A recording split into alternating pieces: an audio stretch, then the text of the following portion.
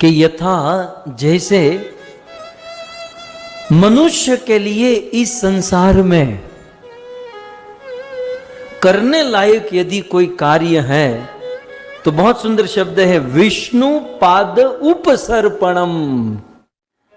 भगवान विष्णु की शरण ग्रहण करना ये मनुष्यों के लिए इस दुनिया में सबसे बड़ा काम है। अरे काम ही करना है तो छोटा मोटा क्यों करे, बड़ा ही काम ना करे।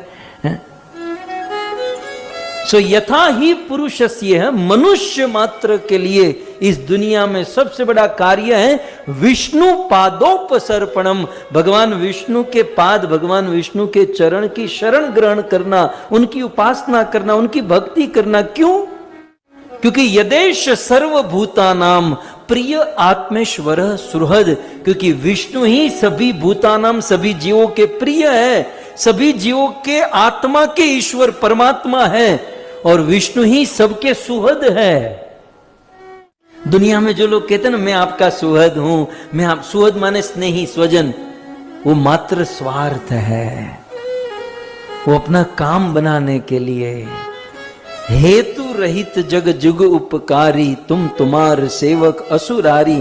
बिना हेतु के, बिना स्वार्थ के केवल दो ही लोग जीते हैं, एक भगवान और दूसरे भगवान के शुद्ध भक्त। इसलिए प्रहलाद विष्णु पादोपसर्पणम, भगवान विष्णु के चरण कमल की भक्ति करनी चाहिए, विष्णु की सेवा, विष्णु की भक्ति। वो छोटे छोटे बच्चे स्कूल में जो गुरुकुल में थे ना, कहने लगे प्रहलाद हम लोग बचपन से ही विष्णु की भक्ति तुम्हारी तरह हाथ में माला और जूम शुरू करके बैठ जाएंगे, केवल कथा और कीर्तन करेंगे तो जीवन में सुख कैसे मिलेगा? कुछ बिजनेस, कुछ काम, कुछ जॉब, कुछ सुखी होने के लिए कुछ तो मेहनत करनी चाहिए। केवल रात दिन हरे कृष्ण हरे राम ही करना है। प्रहलाद ने एक बहुत सुंदर है 5 साल का लड़का, लेकिन बहुत बड़ी बात कर गया, बहुत बड़ी बात कर गया। प्रहलाद ने कहा सुखम इंद्रियकम दैत्या देह योगे न देहि नाम। हे दैत्यो, हे दैत्य के बालकों, तुम लोग दुखी होने के लिए मेहनत करते हो। ये प्रहलाद के वचन है, फिर हम लोग बोलते रहते हैं। दुखी होने के लिए कौन मेहनत करता है? आप में से कोई है कि सुबह नहा धोकर दूध आदि पीकर भोजन ब्रेकफास्ट करके यार आज दुखी होने का मन हुआ है, चलो दुखी होने के लिए ऑफिस जाता हूं, दुखी होने के लिए दुकान जाता हूं। कोई आदमी दुखी होने के लिए मेहनत करता है? कोई नहीं। सब लोग सुखी होने के लिए ही मेहनत करते हैं, सारी मेहनत, सारा परिश्रम सुखी होने के लिए। लेकिन फिर भी देखा गया है कि दुखी होने के लिए कोई मेहनत नहीं करता, फिर भी बिना मेहनत के दुख आते हैं। आते हैं कि नहीं? आपके जीवन में दुख आते हैं तो क्या आपने मेहनत की थी कि भाई दुख, ओम जय जगदीश हरे, दुख दारिद्र्य घर आवे। आपने कभी भगवान से मांगा दुख दारिद्र्य आवे? लेकिन फिर भी दुख आ जाते हैं। प्रहलाद ने बहुत सुंदर तर्क दिया मेरे मित्रों, जैसे बिना मेहनत के दुख मिलते हैं वैसे ही बिना मेहनत के सुख भी मिलेंगे, बिना मेहनत के सुख मिलेंगे। जैसे हम दुखी होने के लिए कोई विशेष मेहनत नहीं करते, तो फिर सुखी होने के लिए मेहनत क्यों करना? इसलिए तत्प्रयासो न कर्तव्य अत आयुर्वय परम। सुखी होने के लिए रात दिन मेहनत करते हुए अपनी आयुष्य को वेस्ट मत करें, अपनी आयुष्य को नष्ट न करें, क्योंकि अपनी आयुष्य इसी में नष्ट हो गई तो भजन भक्ति मनुष्य जीवन सार्थक कैसे कर पाओगे? तो मान लो आप में से कोई प्रश्न करे तो क्या हम लोग को मेहनत ही नहीं करनी चाहिए? हम लोग को क्या जॉब, बिजनेस या कुछ काम धंधा नहीं करना चाहिए? करना चाहिए, हमें मेहनत करनी चाहिए। धर्म अर्थ काम मोक्ष, अपना घर जीवन चलाने के लिए अवश्य मेहनत करें, लेकिन महा मेहनत नहीं करनी चाहिए।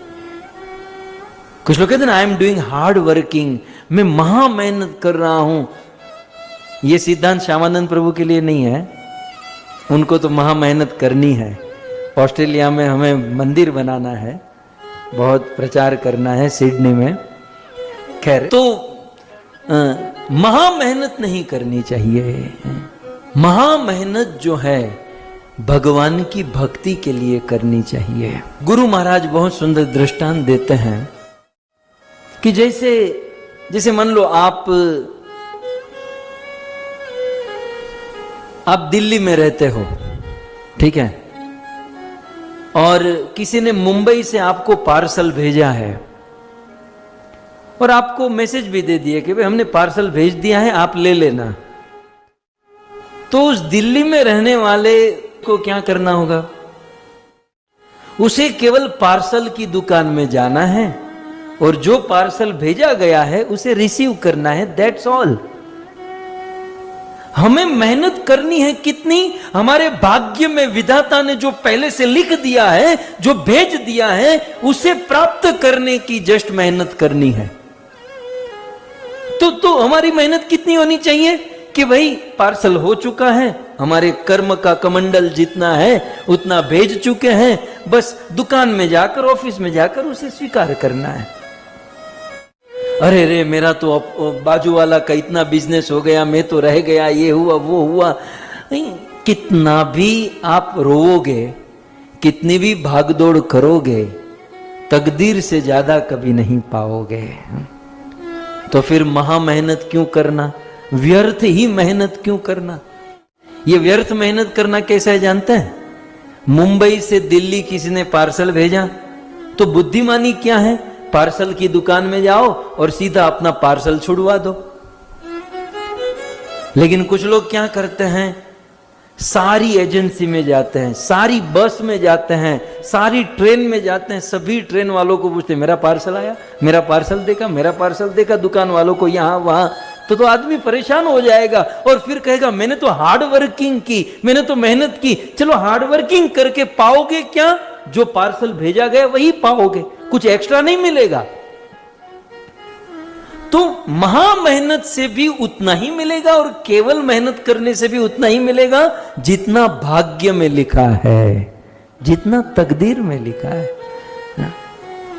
सो जीवन निर्वाह के लिए, परिवार का भरण पोषण करने के लिए हमें मेहनत करनी चाहिए। लेकिन प्रहलाद महाराज कहते हैं महा मेहनत जो है वो भगवान की भक्ति के लिए करनी चाहिए।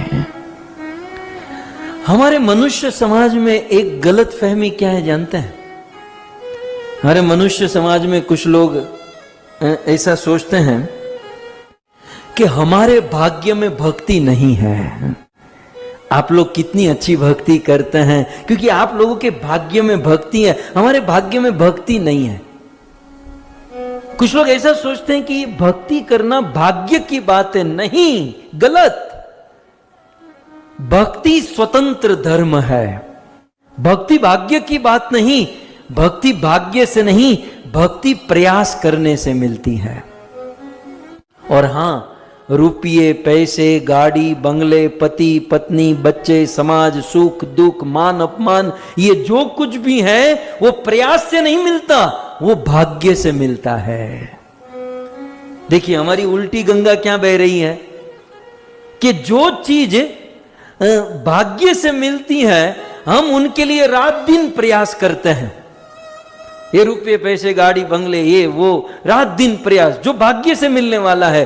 और जो चीज प्रयास करने से, मेहनत करने से मिलने वाली है, भक्ति, उसको हम भाग्य के ऊपर छोड़ देते हैं। हमारे भाग्य में होगा तो भक्ति करेंगे। भक्ति को भाग्य पर न छोड़ें। भक्ति भाग्य से नहीं, भक्ति मेहनत से मिलती है। ये तो खुला रास्ता है, सनातन धर्म का ये महा राजमार्ग, हाईवे है। अब आपके ऊपर डिपेंड करता है कि आप कितना दौड़ सकते हैं। कई बार कुछ लोग मुझे कहते हैं कि आप पर गुरु महाराज की बहुत कृपा है। तो है, अवश्य है, गुरुदेव की कृपा है, प्रभुपाद की कृपा है। लेकिन कमी हमारे अंदर है कि इतनी इतनी कृपा गुरुदेव, प्रभुपाद और भगवान की होते हुए भी हम दौड़ नहीं पा रहे। मतलब जितनी कृपा है उतना काम नहीं कर पा रहे हैं। सच कहें, एक दिन मैंने कहा था कि अब कृपा हो चुकी है, तब तो आप यहां मेरे सामने बैठे हो, भागवत के सामने बैठे हो। अब कृपा की जरूरत हमें अपने आप पर करनी है। दुनिया गुरु ने कृपा कर दी है, भागवत की कृपा हो चुकी है, प्रभुपाद की, भगवान की, सब लोग कृपा कर चुके हैं। अब कृपा करनी है तो हमें अपने आप पर करनी है। इस शरीर को उठाकर भक्ति में, भजन में लगाना है। लेकिन हम लोग भाग्य पर छोड़ देते हैं, भाग्य में होगा तो भक्ति करेंगे। नहीं, भक्ति भाग्य की बात नहीं। भक्ति तो जितना प्रयास करोगे, जितनी मेहनत करोगे, उतनी पाओगे। इसलिए तो कहते हैं ना, लूट लो जिसका दिल चाहे, मैं शोर मचाऊं गली गली, राम नाम के हीरे मोती मैं बिखराऊं गली गली, कृष्ण नाम के हीरे मोती मैं बिखराऊं गली गली। ये राम नाम, ये कृष्ण नाम क्या है? हीरे मोती के समान है। और साधु संत सुखदेव वेदव्यास भगवान ने ये राम नाम, कृष्ण नाम के हीरे मोती बिखेर दिए हैं। अब हमारे ऊपर डिपेंड है कि हम कितना चुन सकते हैं। लेकिन हमारा क्या है? साधु संत भगवत नाम के वास्तविक हीरे मोती लुटाते हैं, और हम लोग फंसे हुए संसार के हीरे मोतियों में, जो कुछ काम में नहीं आने वाला। और इसीलिए कहते हैं, दौलत के दीवाने सुन लो, सुनो कान खोल कर, दौलत के दीवाने सुन लो, एक दिन ऐसा आएगा, धन दौलत और माल खजाना यहीं पड़ा रह जाएगा, धन दौलत और माल खजाना यहीं पड़ा रह जाएगा, और कंचन काया मिट्टी होगी, कंचन काया मिट्टी होगी, चर्चा होगी गली गली, राम नाम के हीरे मोती मैं बिखराऊं गली गली। जिस जिसने यह मोती लूटे वो सब माला माल हुए, जिस जिसने यह मोती लूटे वो सब माला माल हुए, धन दौलत के बने पुजारी एक दिन वो कंगाल हुए, धन दौलत के बने पुजारी एक दिन वो कंगाल हुए। तो अब तो गाने के लिए तो बहुत कुछ है, लेकिन कहने का अर्थ यह है कि जिसने राम नाम, कृष्ण नाम के मोती लूटे वही वास्तव में माला माल हुए, बाकी सब कंगाल रह गए। सो प्रहलाद 5 साल का ये बालक ये कह रहा है कि मेहनत यदि करनी है तो भगवान की भक्ति के लिए करें। मेहनत करे सुबह उठने की, मेहनत करे ज्यादा से ज्यादा हरि नाम लेने की, मेहनत करे अच्छे से अच्छे भगवान की कथा सुनने की, मेहनत करे परोपकार करने की, भगवत सेवा करने की, ये मेहनत करे। कुछ लोग कहते हैं मैंने मेरा कर लिया है नरक में जाने का। वो साइलेंट होता है, वो हमें समझना होता है। हमने हमारा कर लिया है, हमारी पत्नी का कर लिया, बच्चों का कर लिया, सब कुछ। ये तो कुत्ता भी करता है, पशु भी ये सब करते हैं। मनुष्य जीवन मिला है और मनुष्य जीवन प्राप्त करके कुछ कर दिखाना चाहते, कुछ बनना चाहते हैं तो परोपकार करें, दूसरों के लिए जिए, ईश्वर सेवा, ईश्वर भक्ति करें। तो प्रहलाद महाराज कहते हैं कि जैसे बिना मेहनत के दुख मिलता है वैसे बिना मेहनत के सुख मिलेगा। इसलिए सुखी होने के लिए हार्ड वर्किंग नहीं करना चाहिए, महा मेहनत नहीं करनी चाहिए। और महा मेहनत करने वाले भी क्या मतलब कितना सुखी हैं आप यहाँ कई सारे लोग हैं जो महा मेहनत करते हैं, और आपके मन में ऐसा ही है कि महा मेहनत करने से ही सुख मिलेगा, तो ऐसा भी नहीं है। रात दिन काम धंधा बिजनेस करते हैं लेकिन ठीक से खाने के लिए रोटी नहीं मिलती, हमने देखा है। दोपहर को भोजन करते तो पशुओं की तरह खड़े खड़े कैंटीन में भोजन कर लेते हैं, कोई शांति से 2 वक्त की रोटी भी नहीं खा सकते। लेकिन आइए हमारे इस्कॉन मंदिरों में जो ब्रह्मचारी अपना घर बार काम धंधा सब कुछ छोड़कर मंदिर में बैठे हैं, वो तो रोज पूड़ी सब्जी खीर दाल भात क्या क्या माल पौवा खाते हैं। तो क्या वो मेहनत से मिला? नहीं, भाग्य में लिखा है। तो सुख के फेर में मत रहे, सुख जितना मिलना है उतना मिलेगा, दुख जितना मिलना है उतना मिलेगा, उसके लिए एक जनरल प्रयास करे। लेकिन महा मेहनत हार्ड वर्किंग जो है वो भक्ति के लिए करें। वो पुरानी कथा आप मैं याद कराऊं। एक दिन एक महाराज ऐसी कथा कर रहे थे और कथा के बाद एक आदमी आया, गुरुदेव गुरुदेव कथा बहुत अच्छी है और आप कहते हैं वो भाग्य में जो लिखा है वो मिलकर रहेगा, तो बताओ कल मेरे भोजन में मुझे क्या मिलेगा? ये साधु सोचे कि क्या जवाब दूं। बोले तुम्हारे भाग्य में कल खीर खाने को लिखा है, स्वीट राइस खीर। अब ये आदमी इतना अकड़ू था, बोले जो भी है इस साधु को कल मुझे झूठा साबित करना है, बस कल सबके बीच में झूठा साबित करके, बहुत प्रवचन 1.5 साल से उपाड़ा लिया है जूम पे, कल इसको गलत साबित कर ही दूंगा। फिर घर पे जाके प्लान बनाया क्या करूं जिससे मुझे खीर न मिले। रात भर सोचा कि घर पर रहूंगा तो घर वाले शायद खिलाएंगे, पड़ोस में से कोई लाकर खिलाएगा, मैं ना जंगल में चला जाता हूं। एक दिन जंगल में जाने से क्या घट जाएगा, शाम को जब प्रवचन होगा साधु को झूठा साबित कर दूंगा। जंगल में सुबह उठते ही ब्रह्म मुहूर्त में वन में चला गया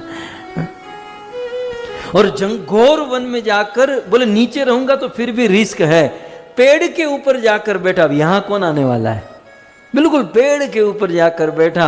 आधा दिन समाप्त हुआ, दोपहर कर 12 बजे और कुछ भेड़ बकरे चराने वाले, कुछ गाय भेड़ बकरों को लेकर कुछ आदिवासी गण वहां से निकल रहे थे और दोपहर का समय दूर से आ रहे थे, थक गए और ये वटवृक्ष देखकर सोचा कि यहाँ छांव में थोड़ा सा रेस्ट करते हैं। उन्होंने उसी ये ऊपर बैठा था उसी पेड़ के नीचे इनका आना।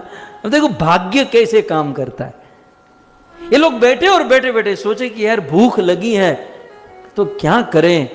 बोले गाय हमारे पास है, गाय का दूध दोह लेते हैं, चावल और शक्कर भी हमारे पास, एक काम करते हैं चूल्हा बनाकर खीर बनाकर खाते हैं। अब घर से भागकर वन में आया कि खीर नहीं खाऊंगा और पेड़ पर बैठा, उसी पेड़ के नीचे खीर बनाने का प्लानिंग शुरू हुआ। अब गांव में तो क्या होता है कि 2 ईंट रखे, 2 पत्थर रखे, उसके ऊपर रखा पात्र और लकड़ी डालकर चूल्हा बना दिया, गाय का दूध डाला, शक्कर डाला, चावल और खीर उबलने लगी। लेकिन ऊपर संकल्प दृढ़ है कि जो भी हो जाए फना हो जाऊंगा, खीर नहीं खाऊंगा। धीरे धीरे धीरे धीरे वो खीर उबलने लगी, सुंदर सुगंध आने लगी और लगभग 1-1.5 घंटा वो दूध उबला और रबड़ी जैसा बन गया बिल्कुल। और जब वो पात्र उतारने ही वाले थे तब तक एक आदमी दौड़कर आया कि कुछ डाकू बाजू के गांव में डाका डालकर पूरे गांव को लूटकर इसी मार्ग से जा रहे हैं, इसी मार्ग से आएंगे। तब इन्होंने सोचा कि डाकू हमें भी लूट लेंगे, भागो भागो यहां से। किसी ने कहा लेकिन खीर बन रही है। बोले जीवित रहेंगे तो खीर जीवन भर रोज खाएंगे, भागो खीर को छोड़ो, भागो यहां से। सारे ग्वाल भेड़ बकरों गाय आदि को लेकर भाग गए और खीर पक रही है। और वो समाचार बिल्कुल सही था। कुछ देर के बाद वो डाकू की टोली वहां से निकली और बेचारे दिन भर आधा दिन वो डाका डालने में और चोरी करने में परिश्रम हुआ, भोजन पानी मिला नहीं। तो डाकुओं को भूख लगी थी और देखा कि एक पेड़ के नीचे पात्र है और खीर की सुगंध आ रही है। सब लोग घोड़े से नीचे उतरे, देखा खीर। डाकू लोग खुश हो गए, बोले आज तो चोरी भी हुई और खीर भी खाने को मिल गई। लेकिन उनमें से एक जो डाकू था ना, काणा था। डाकू लोग जो है ना, आज भी फिल्मों में दिखाते हैं ना कि एक आंख बंद रखते हैं, वो काणे होते हैं। वैसे वास्तव में वो जन्मजात काणे नहीं होते हैं। वो डाकू लोग जानबूझ के अपनी एक आंख बंद रखते हैं। क्यों जानते हैं? आपको यदि चोरी करनी हो तो मैं आपको सब सिखाना पड़ता है ना यार। तो एक आंख इसलिए बंद रखते हैं कि मान लो यहां पर कपड़ा होता है ना, ऐसे पट्टी, फिर यहां ऐसे कपड़ा। मान लो किसी के वहां चोरी करने जाए और चोरी करने जाए तो वहां लाइट है, अचानक लाइट चली गई, अचानक लाइट बंद हो जाती है ना, तो आंख के सामने अंधेरा हो जाता है। फिर आंख को सेट होने में कुछ सेकंड लगती है। लेकिन जो आंख ऑलरेडी बंद है उसको ऐसे ऊपर कर देंगे तो तुरंत उसको दिखाई देगा। तो एक आंख प्रकाश के लिए यूज करते हैं, एक आंख जो ना अंधेरे के लिए यूज करते हैं, प्रकाश के लिए और अंधेरे। इसलिए आंख पर जानबूझकर वो लोग कपड़ा रखते हैं। तो वो जो काणा था ना, वो कहने लगा कि सरदार जी ये किसी की साजिश है। बोले कैसी साजिश? बोले किसी को पता होगा कि हम चोरी करके आ रहे हैं और हमको भूख लगी होगी, इसलिए यहां खीर बनाने के लिए रख दी, उसमें डाल दिया जहर, हम लोग इसको खाएंगे, मर जाएंगे और हमारा सारा माल लेकर चला जाएगा। सरदार ने कहा बात तो लाख रुपए की है यार। तब तो जिसने इस खीर में जहर डाला है वो यहीं कहीं होगा, ढूंढो उसे, ढूंढो। सब लोग खोजने लगे, यहां वहां सब। आधे एक घंटे के बाद जो काणा था ना, उसने ऐसे ऊपर करके देखा, बोले सरदार मिल गया, ऊपर पेड़ के ऊपर ही बैठा है। ये खीर का पात्र रखा, उसमें डाला जहर और पेड़ के ऊपर बैठा है। सरदार ने कहा नीचे उतारो उसे। 4 जन गए और घसीट कर नीचे उतारा। सच सच बता, तूने जहर डाला है ना?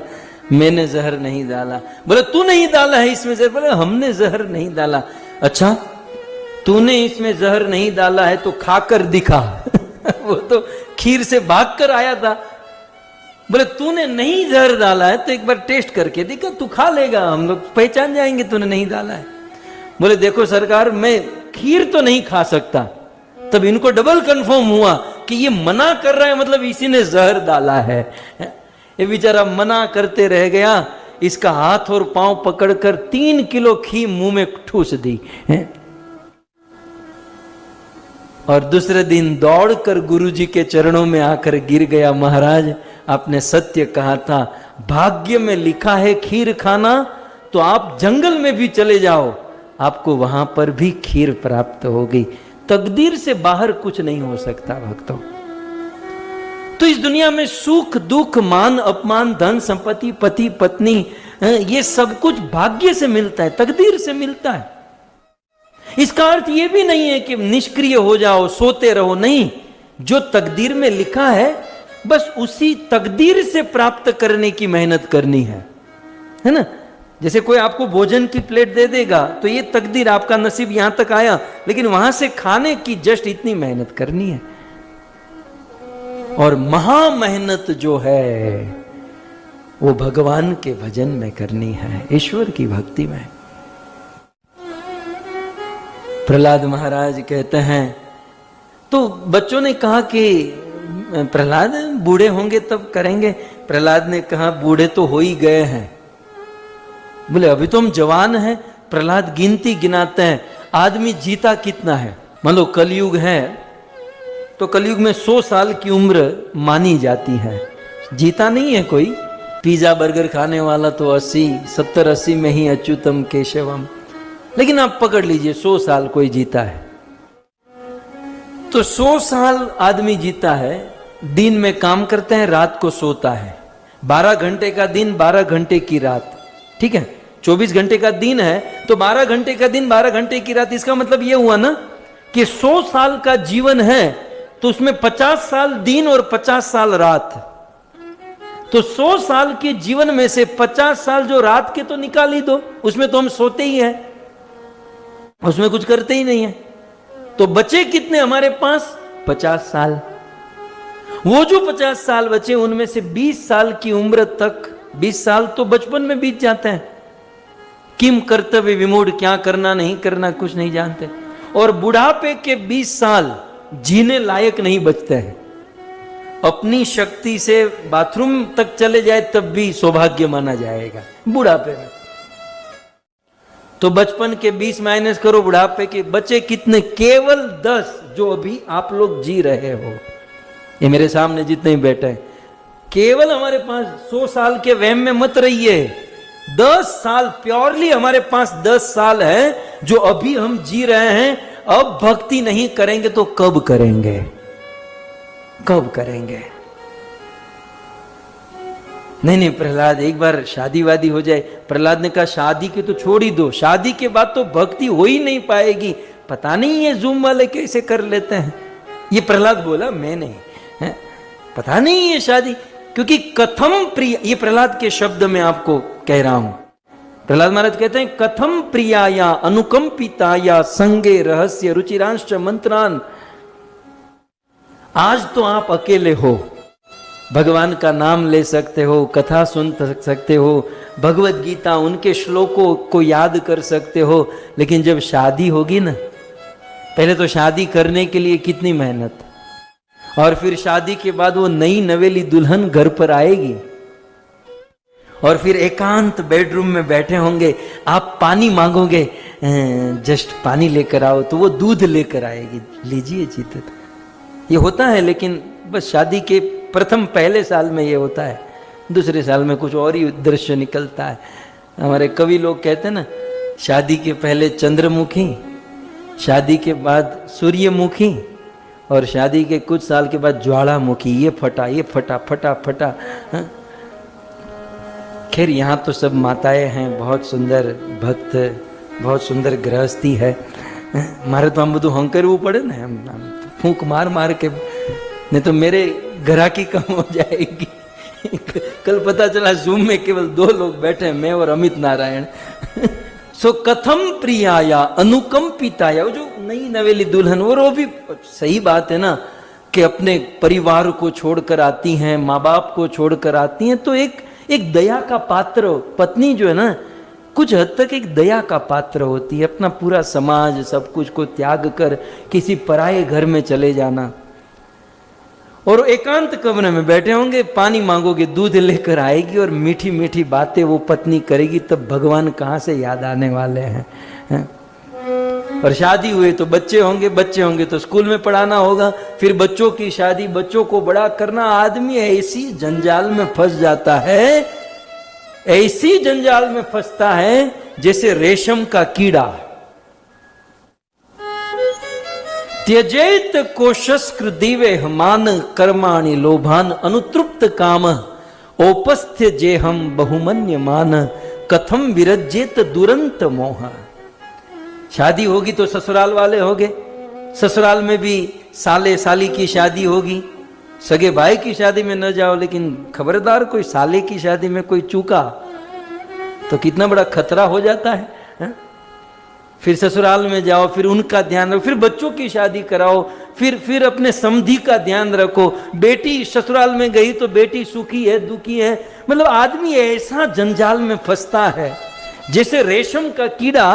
प्रहलाद दृष्टांत देते हैं, रेशम का कीड़ा अपने ही मुख से लार ग्रंथि निकालता है और अपने लिए घर बनाता है, और बनाते बनाते बनाते वो रेशम का कीड़ा अपने ही बनाए हुए घर में फंस जाता है। और ऐसा फंसता है, फिर वो निकलना चाहता है लेकिन निकल नहीं पाता, और फिर तड़प तड़प कर अपना प्राण त्याग देता है। भक्तों, हम लोग हमारे ही द्वारा बनाई हुई घर गृहस्थी, मोह माया और इस जंजाल में फंसते हैं। कई बार हम कहते हैं ना भक्ति करो, हम लोग फंसे हुए, तुझे फंसाने के लिए मैं आया था, बताओ, हमें फंसाने के लिए ब्रह्मा जी आए थे। हम लोग फंसे तो अपनी ही स्वतंत्रता से ना, हम लोग हमारी बुद्धि से फंसते हैं। इसीलिए कुछ करने से पहले गुरु साधु शास्त्र की शरण ग्रहण करनी चाहिए, ताकि हम फंसे नहीं। और फंसे तो भी कोई बात नहीं, यहां तो फंसना भी अच्छा है। ये तो शादी का लड्डू खाए वो भी पछता, न खाए वो भी कोई बात नहीं। जंजाल में है ना, कुछ लोग कहते हैं ना कि हम लोग घर गृहस्थी की जंजाल में हैं। गुरु महाराज कहते हैं जंजाल में रहो कोई बात नहीं, लेकिन जंजाल को साथ लिए लिए चलो। कथा में, मंदिरों में पूरी जमेले को साथ में लेकर चलो, क्या प्रॉब्लम है। या फिर उस अपने ही द्वारा बनाए हुए जाले में एक ऐसी खिड़की छोड़ दो, रोज नहीं तो संडे टू संडे तो सत्संग कर सके या भगवान के मंदिर में जा सके, माया से मुक्त होने का।